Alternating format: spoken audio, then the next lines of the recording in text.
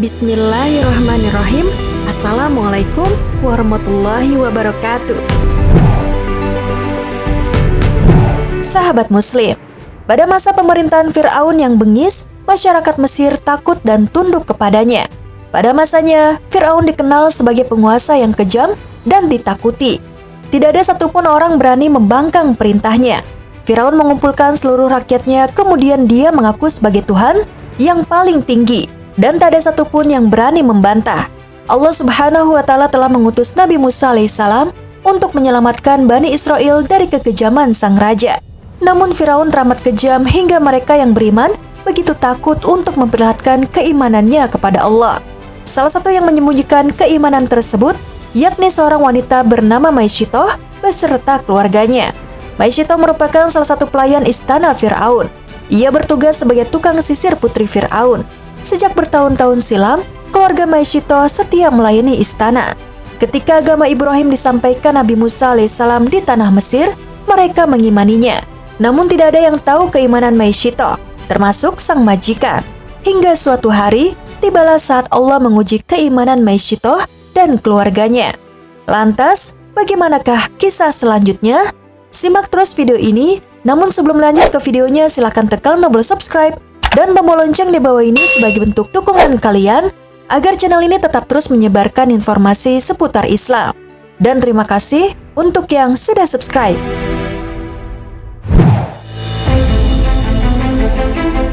Sahabat Muslim, kisah Maisyitoh disebut dalam sebagian hadis Rasulullah SAW tentang Isra Miraj yang diriwayatkan Imam Ahmad, Ibnu Hibban, dan Tabrani. Hadis tersebut datang dari Hammad bin Salamah dari Atha bin Sa'ib. Dalam perjalanan Isra Miraj ke Masjidil Aqsa, Rasulullah melewati sebuah daerah yang aromanya sangat harum semerbak seperti harum kasturi. Ketika malam Isra Miraj, Rasulullah SAW melewati suatu tempat. Tiba-tiba beliau mencium aroma yang sangat harum. Beliau pun bertanya kepada Jibril, "Wahai Jibril, wangi apakah ini?" "Ini adalah wangi Maisyitoh, tukang sisir putri Fir'aun, serta anak-anaknya Maisyitoh," jawab Jibril. Nabi SAW kembali bertanya, "Apa gerangan kelebihan Maisyitoh? Ada apa dengannya?" Malaikat Jibril kemudian menceritakan kisah Maisyitoh, sang tukang sisir putri Fir'aun. Suatu hari, ketika ia sedang menyisir rambut putri Fir'aun, tiba-tiba sisirnya terjatuh dari tangannya. Maisyitoh kaget dan refleks mengucapkan bismillah. Putri Firaun merasa heran dengan ucapan Maisyitoh. Ia lalu berkata, "Apakah maksudnya ayahku?" Maisyitoh pun menjawab, "Tidak, akan tetapi Tuhanku dan Tuhan ayahmu adalah Allah." Mendengar jawaban dari tukang sisirnya, sang putri pun mengancam, "Aku akan memberitahukan tentang itu kepada ayah." "Silahkan," jawab Maisyitoh tanpa rasa takut. Maka putri Firaun itu pun memberitahukan perihal Maisyitoh kepada ayahnya. Begitu murkanya Fir'aun ketika mengetahui ada rakyatnya yang tidak menyembahnya, ia lalu memanggil tukang sisirnya dan berkata, "Hai Maisyitoh, apa benar engkau memiliki Tuhan selain diriku?" "Ya, Tuhanku dan Tuhanmu adalah Allah," jawab Maisyitoh yakin. Kemudian Fir'aun memerintahkan Maisyitoh untuk beriman kepadanya. Namun ia tetap teguh pada keimanannya. Maka Fir'aun pun memerintahkan pelayannya untuk menyiapkan kuali besar dan mengambil patung sapi yang terbuat dari tembaga. Patung sapi itu lalu diletakkan di dalam kuali tersebut dan dipanaskan hingga meleleh. Tatkala kuali besar yang berisi tembaga panas telah siap, Firaun pun memerintahkan Maisyitoh dan anak-anaknya untuk melompat ke dalamnya. Namun sebelum melompat, Maisyitoh meminta permintaan terakhir. Ia berkata, "Aku punya satu keperluan kepadamu." "Apa keperluanmu?" tanya Firaun. "Aku meminta agar engkau kumpulkan tulang belulangku dan tulang anak-anakku dalam satu kain. Lalu kuburkanlah," ucap Maisyitoh. Firaun berkata, "Baik, itu adalah hakmu atas kami."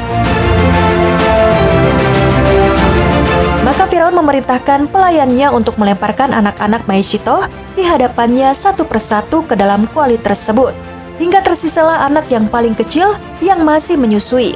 Maisyitoh merasa terpukul. Ia menatap anaknya lekat-lekat. Tak sanggup membayangkan anaknya harus meregang nyawa di dalam kuali panas.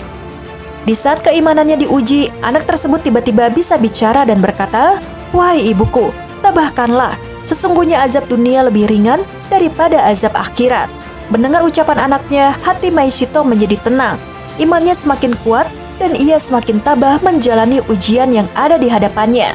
Akhirnya Maisito dan anak-anaknya dilemparkan ke dalam kuali besar tersebut dan mereka pun wafat. Tubuh Maisito dan anak-anaknya hancur melebur di tembaga panas. Yang tersisa hanyalah tulang belulang mereka. Firaun lantas melaksanakan permintaan terakhir Maisito dan keluarganya. Tulang belulang Maisito dan anak-anaknya lantas dimasukkan ke dalam satu kain kafan, lalu kemudian dikuburkan. Allah Subhanahu wa Ta'ala lantas memberikan tanda keistimewaan dan kemuliaan terhadap Maisito dan keluarganya. Kuburan mereka lalu memancarkan aroma wangi dan harum sekali. Aroma wangi semerbak ini bahkan tercium Nabi Muhammad SAW saat melakukan perjalanan Isra bersama malaikat Jibril alaihissalam. Subhanallah, itulah balasan untuk orang-orang yang beriman kepada Allah Subhanahu wa Ta'ala.